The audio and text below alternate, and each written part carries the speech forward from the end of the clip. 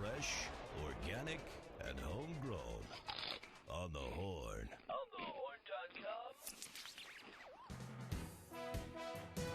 Good evening, ladies and gentlemen. I'm Dave Moore, and you're listening to onthehorn.com. You can follow us on Facebook, Twitter, and, YouTube. You're listening to News Talk Tonight. We are brought to you by Amazon.com, Gateway Financial Partners, Sandits Travel, Sherpa Technologies, Budwitz and Meyer Jack CPAs, Deepwater Seafood of Avon, and CentralCTDental.com. Some interesting stuff going on in Connecticut, and not the least of which is the new legislature being sworn in tomorrow. We also have a couple of interesting Supreme Court picks that have come basically in the last 2 weeks. And for those of you who are still interested in the possibility of professional sports in Connecticut, the governor is basically, putting a line out there. Who knows? And there are some lawmakers who think that it might be a good idea to have metal detectors at the Capitol. I don't know about that, but given what we've been dealing with since December 14th, it's understandable that we are going to be dealing with such issues. There was also a symposium yesterday run by Connecticut school administrators, and there was a discussion as to whether or not, how the basic symposium question was, how do we make our schools safer? And it was pretty clear from the attendees, and there were about 836 attendees, so this wasn't a small gathering, that the general consensus was we shouldn't arm teachers or administrators. And also, we are dealing with 2010 revisited. How is that? Well, apparently a Republican contender for governor has once again unofficially announced that he is running. That would be Tom Foley. But we will delve into whether or not that's a good idea for Tom and for Connecticut towards the end of the newscast. First, let's get to the fact that the governor is speaking out on diversity in our court system. And I, having been a practicing lawyer for 23 years, am all for diversity, particularly if we have a diverse group of jurists who actually know what they're doing. The last two nominees to the Supreme Court by our governor in the last 2+ weeks show that there is both diversity and intelligence. Back at the very end of the year, Governor Malloy nominated a former senator. In fact, he was a former co-chair of the Judiciary Committee, Andrew McDonald. Andrew McDonald will be the first openly gay justice if he is confirmed. And just yesterday, it was announced that Governor Malloy is also nominating Carmen Espinoza to the state Supreme Court. If she is approved by the legislature, she will be the first Hispanic member of the Connecticut State Supreme Court. She is already the first Hispanic appellate court judge, and when she was appointed as a Superior Court judge 20 years ago, she was the first Hispanic Superior Court judge. So, if confirmed, she will be the first Hispanic to have sat on all three levels of our judiciary in Connecticut, which is pretty amazing. Judge Espinoza was first appointed by Governor Lowell Weicker in 1992. If she is confirmed, she will be replacing Justice C. Ian McLaughlin, who turned 70 in June. That means that once a judge turns 70, they have to retire. It's a mandatory thing by statute. But what is interesting about Judge Espinoza is not only the fact that she's Hispanic, she hails from Puerto Rico. What's also interesting is that she taught French in Spanish in Southington, the town where she lives. She's also served as an FBI agent and as an assistant U.S. attorney. She also basically has been a judge for the last 20 years, and if memory serves correctly, is one of the least appealed Superior Court judges that there were. In other words, she knows what she's doing, and she does what she does very well. Malloy has made it a point to encourage diversity among the state's judges. Just before the end of the year, he, as mentioned before, nominated Andrew McDonald, who is currently not only the governor's friend, but also his legal advisor. The governor said that diversity is one factor that he considers as he looks at candidates for judicial positions. Said the governor, I believe that when people from Connecticut appear before a court, they have a reasonable right and expectation that the court should reflect Connecticut. Simply put, we should have the best minds, the best backgrounds, and the best of what Connecticut is, and Connecticut is a diverse place. Now, the governor, in speaking about Judge Espinoza, indicated that, well, he said, I am convinced that she will be an excellent addition to our state's highest court, in part because of her very diverse background. Espinoza thanked Malloy for giving her the chance to be the first Hispanic judge to sit on all three levels of the state judiciary. Said she, not only does he honor me with this nomination, he has honored the Hispanic community as well. I fully understand the responsibility that will fall on my shoulders if confirmed as the first Hispanic to serve as a Supreme Court justice in our great state. Senator John McKinney was contacted by telephone for comment, and while he could not speak to Judge Espinoza's background, he does believe that it is high time that we have a member of the Hispanic community on the High Court. This comes at a very interesting time because, as most of the viewers here know, and those who have listened on the various downloads, we are dealing with a budget deficit that is gargantuan. $1.1 billion is the target figure at this point in time for this next year's budget, and almost $900 million as far as the following year. So we're dealing with trying fiscal times. So the governor has been very sparing as far as his appointments to the judiciary is concerned.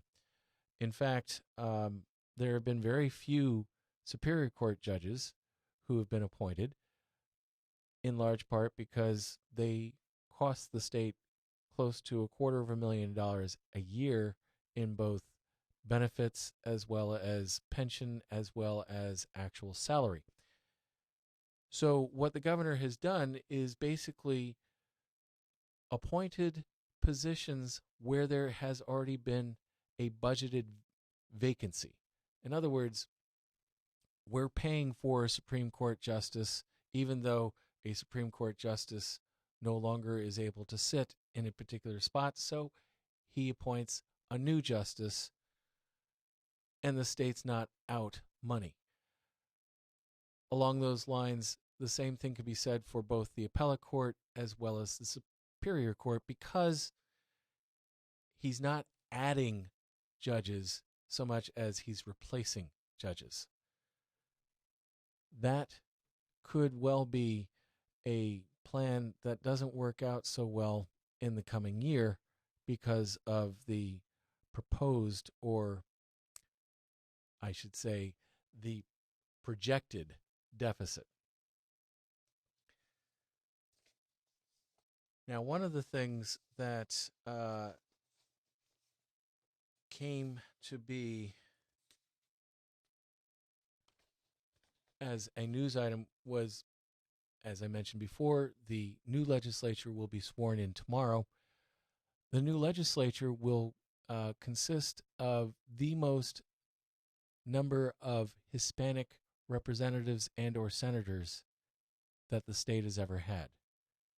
In fact, there are 13 representatives and one senator who were elected.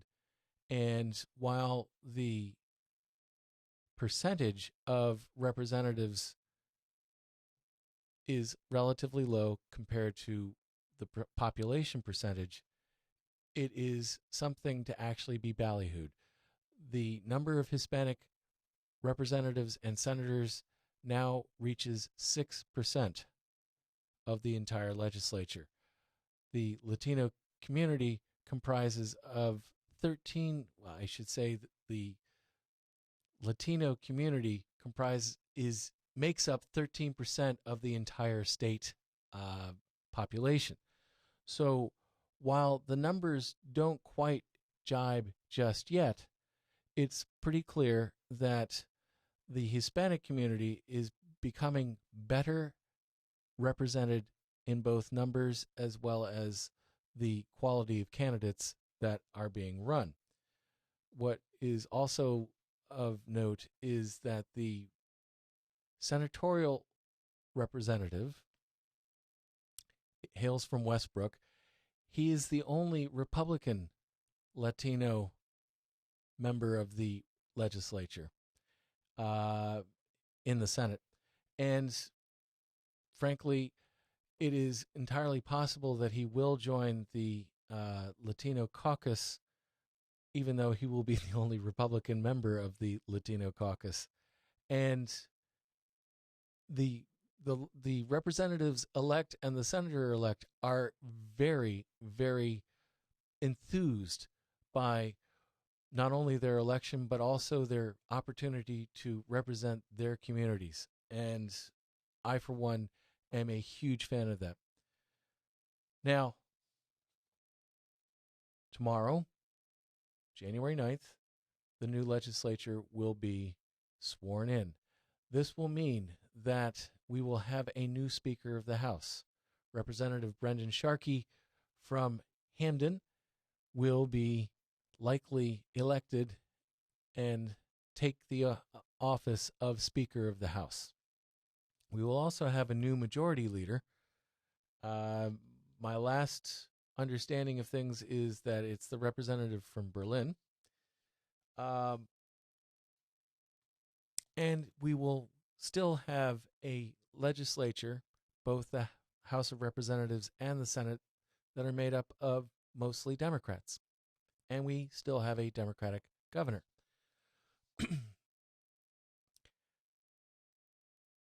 Nonetheless, if you actually look at what happened over the Christmas break, I call it the Christmas break, the legislature was actually in session up through Christmas Eve. As previously reported here, they came up with a $360 million budget fix to fix this year's deficit. And what was of note was the fact that it was truly a bipartisan effort. And it is dearly hoped, not only by myself, but also by the Hartford Courant, that what we will see in the coming session will be a greater effort of bipartisanship than has previously been shown. Would that our federal representatives could take the hint and get on with that as well. Don't think that that's going to happen. We are going to be dealing with Fiscal Cliff Part 2 in another 2 months when we are dealing with the sequestration issue, and that has a direct impact on Connecticut industry, particularly the defense industry. One of the stories out is that there was a presentation, a panel discussion that was had this last Friday. And there were 3 speakers. one of whom was a representative of Pratt and Whitney. And with the fact that United Technologies and its various subsidiaries and Colt Firearms, we are dealing with a fairly heavily weighted defense manufacturing base in the state of Connecticut. One of the things that came out from the panel, and it was the CBIA forum, was that Connecticut looks like it might be taking a 10% cut over the next few months if the sequestration goes through. Now, under ordinary circumstances, most people would look at a 10% cut and go, not good. In fact, it's better than any of the other states like Virginia, California, that have a large defense manufacturing base. Those folks are actually looking at 20% cuts. So while a 10% cut in business here in Connecticut is not good, it's a heck of a lot better than what we're dealing with in other parts of the country. Another budget issue that our new legislature will be facing is the issue of funds to municipalities and towns. And there is already, before the legislature's even opened into session, a organization that, it's the Connecticut Conference on Municipalities. It's a lobbying group that represents all of the towns and cities of the state of Connecticut. And they're basically saying you can't cut what is already budgeted. And don't cut in the future what we're at now, because if you do that, then the towns and the cities are going to be dealing with a financial dilemma unlike anything that we've ever seen before. Among other things, our towns and municipalities receive budgeting from the state for education. If the state were to make any cuts to towns, one of the things that would be impacted would be the education budget for each municipality and town. Another thing that would be impacted would be the ability to hire and maintain police and fire. That's basically what the lobbying group is saying, and they're basically saying, please don't cut, just keep at the same level that we've been dealing with for the last 2 or 3 years. Of note, Governor Malloy, before he became governor, was mayor of Stamford. You would think that he would actually have something like funding for municipalities near and dear to his heart. He has not made any indication as to whether or not he will cut, nor has he indicated by how much, if there was to be any cuts. What the governor has basically said, though, is that everything is on the table. Now, there is a coalition of 55 municipalities that is currently suing the state over underfunding municipalities. Governor Malloy, when he was mayor of Stamford, was one of those 55 municipalities. Again, he basically is not taking a position because we don't know what the new legislature is going to do.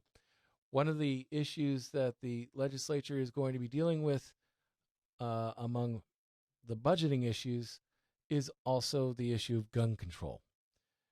And we have heard from the NRA. The NRA thinks that not only should we not do anything further as far as gun control, the NRA thinks that we should have armed guards in the schools. Now, I could trot out the old liberal, I support the right to arm bears, and an armed bear is about as silly as an armed teacher or an armed principal. Having a policeman, however, maybe not such a bad idea. That was one of the things that came out in the educational forum that took place at the AquaTurf facility in Southington yesterday. As I noted before, over 850 educators actually attended, and it wasn't just educators. It was, for instance, superintendents of schools. It was principals. It was teachers. It was the Connecticut School Security Symposium. The consensus was, after the symposium wrapped up, was that the administrators did not believe that it was appropriate to arm teachers or principals. That having someone who is not trained to not only use a firearm, but also not trained to use it in a school setting would be a bad idea. There was, in fact, a letter that was written to the editor by a retired Hartford school teacher who pointed out, let me give you a scenario. I am walking down the hallway as a teacher. I am armed. I see an altercation break out involving several students. I see a flash of metal. What do? Do I draw my gun and fire at the individual who had the item that was flashing? Do I even know that that flashing item was a weapon? Let us say that I do draw my gun. I happen to be by a math class. The math teacher is armed. The math teacher sees out of the corner of his eye someone drawing a firearm. The math teacher then draws. The writer of the letter said, you now get the picture. You could have mass pandemonium happening in a school because you're dealing with teachers who are not necessarily trained to react with firearms appropriately in a school setting. The symposium basically came out and said, well, the administrators' side basically came out and said, we don't think that armed teachers and armed principals are a good idea. The symposium, however, did have a general consensus that having a trained security guard, like a police officer, might not be a bad idea. Among the things that they were discussing were bulletproof glass to shield the administration, to shield the classrooms, buzzers. Unfortunately, what we know from the Newtown tragedy is that there was a buzzer system at Sandy Hook, and Adam Lanza just blew out the security system. There are going to be situations that we cannot protect against. We cannot foresee each and every possible scenario. Now, frankly, we don't need a repeat of the old arguments, which kind of goes in the face of having Tom Foley run for governor again. Ambassador Foley did appear on Sunday on Dennis House's Face the State and announced again unofficially that he is running for governor again. His possible opponents on the Republican side could well be Mark Boughton, who is the former running mate of his, who is also a mayor, and also Senate Minority Leader Lawrence Cafaro from Danbury. I'm sorry, Cafaro is not from Danbury. Mark Boughton is the mayor of Danbury.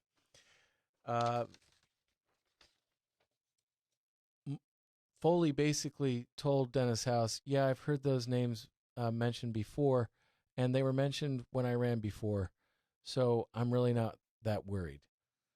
He basically said that we need to look at our finances in a different way.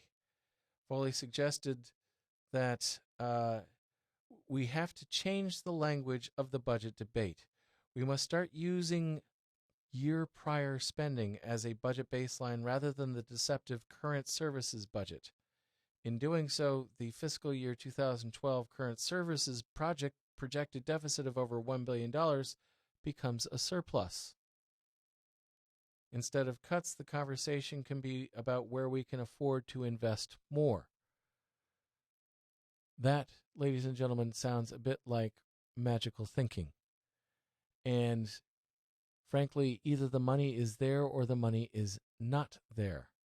And even if you budget for certain things, that doesn't necessarily mean that the capital is there to spend.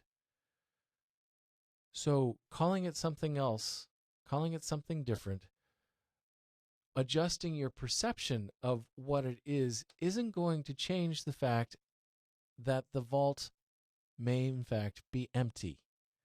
And I'm not sure that we can afford having magical thinking be in the governor's office. Just saying. Well, we're going to take a short break because we got to pay advertisers.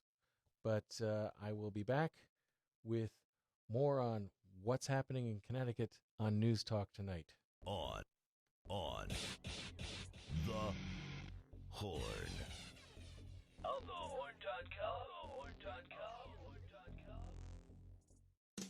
Budwitz and Meyerjack PC is a large Connecticut-based CPA firm with offices in Cheshire and Farmington, Connecticut. Large enough to handle engagements of enterprises with annual revenues in excess of $100 million, yet small enough to cater to smaller businesses and individual clients who expect personalized attention from partners and staff.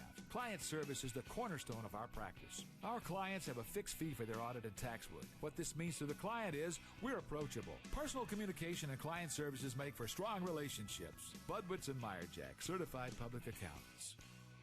Sandits Travel for business and leisure. We'll take you there. Sandits Travel has been proudly serving Connecticut since 1960. That's over 50 years. And we're ready for another 50 years of superior service. Whether you prefer to come in, call in, or log on, we invite you to explore how efficient, diverse, and fun it is to book through Sandits Travel. Save your money and your time with us. Sandits Travel. We'll take you there. We're also brought to you by ConnecticutCTDental.com. For doctors Camp, Sanborn, Lupini, serious issues or routine checkups are a breeze. Go nowhere else. Easy to get to on the Plainville-Farmington line. Call 860-747-5761. That number again, 860-747-5761. Or make an appointment online at CentralCTDental.com. News Talk tonight is also brought to you by Deepwater Seafood of Avon. Have you been to the only fish market in Farmington Valley? Deepwater is located on Route 44 and is open 6 days a week, Mondays through Fridays, 10 a.m. to 6:30 p.m., and Saturdays, 10 a.m. to 5 p.m. One of the best things about Deepwater is their fish are fresh. 3 deliveries daily to meet your needs. Deepwater has a menu of grilled fish items, scampi, fish and chips, soups, bisques, and chowders. For your catering needs, authentic paella, cedar plank salmon sides, and always the traditional New England clam bake. Deepwater also has the very best, and I mean very best, shrimp cocktail. There's horseradish in there. It can make you cry, but man, oh man, the combination is fantastic. It's the best that you'll find anywhere. Call in your order at 860-676-9657, and they'll have your order ready for pickup when you arrive. Deepwater Seafood of Avon, not just for the halibut. Now, it's that time of year where we've been dealing with football, college bowls. We're in the midst of the NFL playoffs. And one of the sports that we've been missing has been, well, one of the sports that some of our sports fans have been missing is hockey. Now, we do have the Connecticut Whale. They are a minor league team that plays out of the XL Center, but they're not professional sports like we used to have. Apparently, there is, because of the lockout by the NHL owners, which is now apparently at an end. I have not yet heard whether or not the union has voted in favor of the new contract between the owners and the players. But assuming that it in fact does go forward and is approved, we are going to be dealing with a very shortened season. Something along the lines of about 46 games and then the playoffs. While this brouhaha about the lockout has been going on, apparently there's been increased talk, chatter, if you will, about bringing an NHL team back to Hartford. This by Christine Stewart from ctnewsjunkie.com. Governor still cautious about NHL dreams. Really? The National Hockey League lockout may be over, but Governor Daniel P. Malloy cautioned that hockey fans should not read anything into recent conversations about bringing a team back to Hartford. The governor is being real. Malloy said that he spoke with individuals interested in bringing a team to the region, but downplayed reports that he formed any sort of group to pursue a team. In other words, he has not formed an exploratory committee. Said the governor, I have spoken to individuals who have expressed a desire to bring a team to Hartford. Malloy said in an unrelated press conference on Monday. That being said, there is not a year in which I have not been approached by someone who wants to bring a professional team somewhere. He said that he understands the NHL's recent long labor dispute created an expectation that a number of teams may be set up or may be up for sale, but I have not put a committee together to actively pursue a team. If you are sincere and you want to meet with us, we will meet with you, but to date, I have had no meetings with anyone about their specific interest. In 1997, the NHL Hartford Whalers left for North Carolina and have ever since then, hockey fans have been trying to bring a team back to this particular market. As recent as 2011, the former Hartford Whalers owner Howard Baldwin tried to convince the state to invest in the XL Center in hopes of attracting an NHL team. In 2011, Roy Ochiogrosso, Malloy's now former senior communications advisor, had said that the governor would like to see something productive happen with the XL Center to make it more viable, but Baldwin's plan requires the state to invest too much money.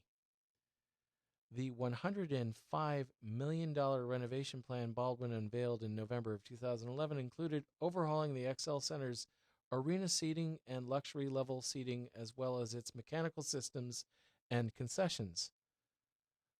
The Rangers, however, at that point in time, severed their relationship with Baldwin.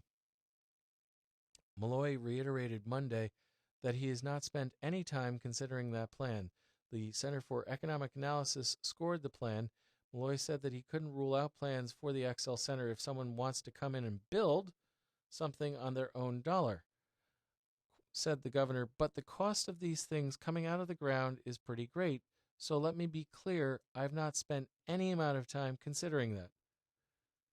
Currently, the XL Center is the home to the Connecticut Whale, the New York Rangers American Hockey League franchise. The Rangers lease the XL Center, and that lease expires this summer, and the Whale will no longer be affiliated with the New York Rangers.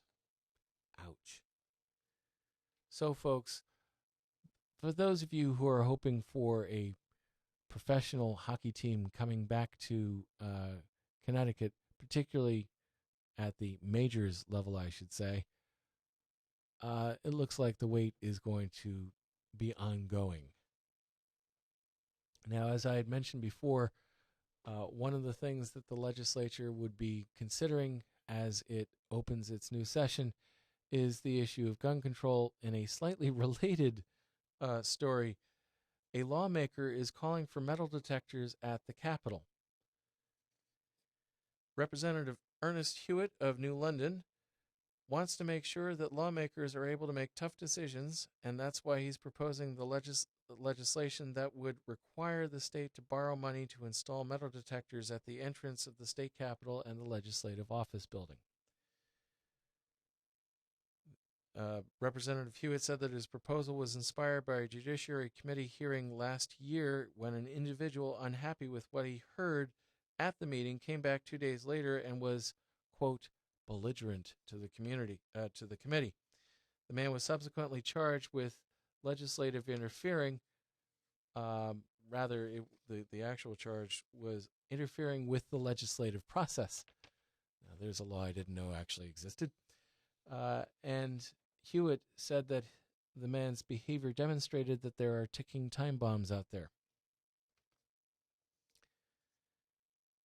Said Hewitt, "It's the people's building and we make tough decisions, and I want to make sure I'm safe in the building." Now, House Minority Leader Lawrence Cafaro said that he's been a state lawmaker for 20 years and hopes metal detectors aren't a necessary part of life at the Capitol. Said Cafaro, "There's always hope that there's no need for that. It takes away from democracy." But he does see the other side of the argument and the desire to make the building a safe place for discussion. Said Cafaro, "I don't know if I've formed an opinion on it yet." Speaker-elect Brendan Sharkey said that he hadn't thought about the issue until he was asked to comment on Monday. He said that he will wait to hear the discussion as the legislation makes its way through the legislative process. "This is a well-meaning response to what happened in Newtown," Sharkey said. "However, we need to be careful that we don't overreact." Read that to mean probably not this year.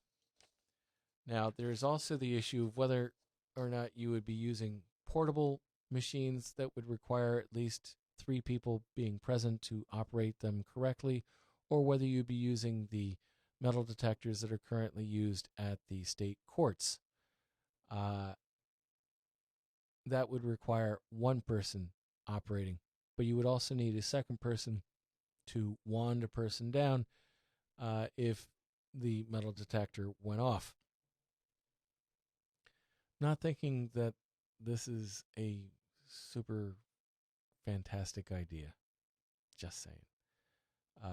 The amount of money that would be charged for this type of operation would be in the hundreds of thousands of dollars. Connecticut is one of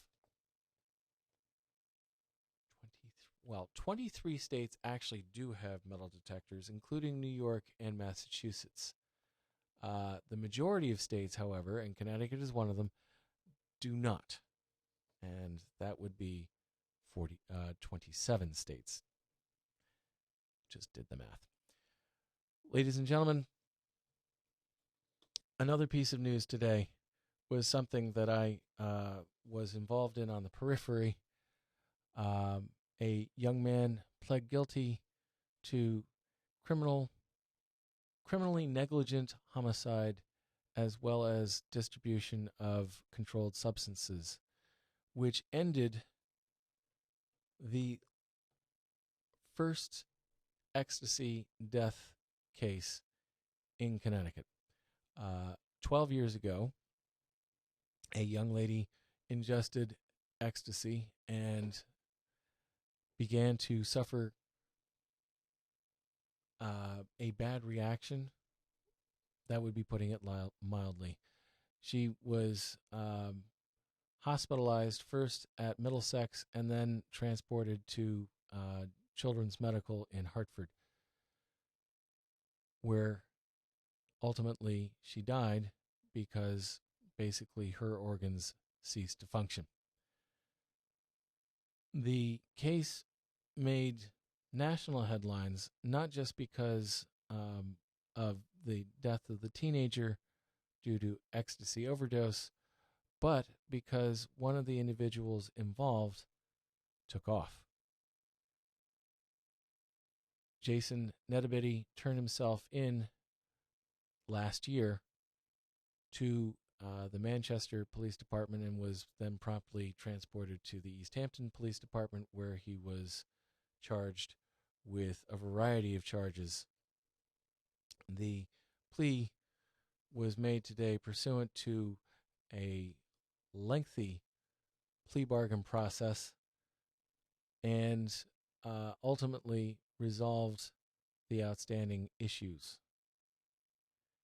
Mr. Nedabity is facing 4 years. The sentence is actually going to be 10 years execution suspended after 4 with 3 years probation.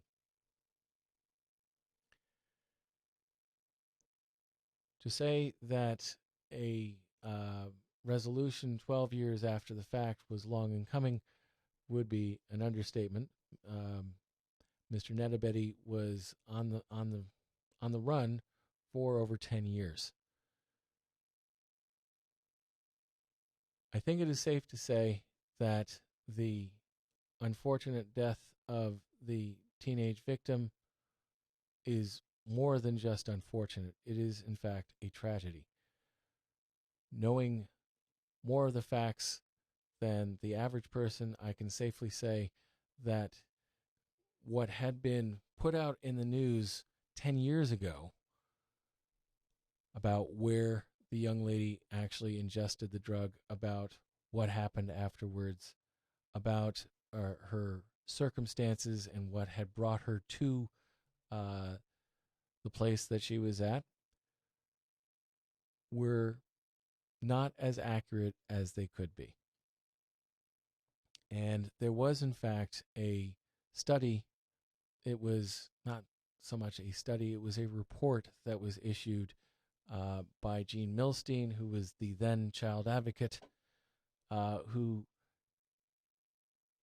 had done a great deal of investigation into the circumstances of this particular death. And Milstein's report was highly accurate, as I would put it. And it clearly shows that there was much more than meets the eye as far as what had been presented to the public.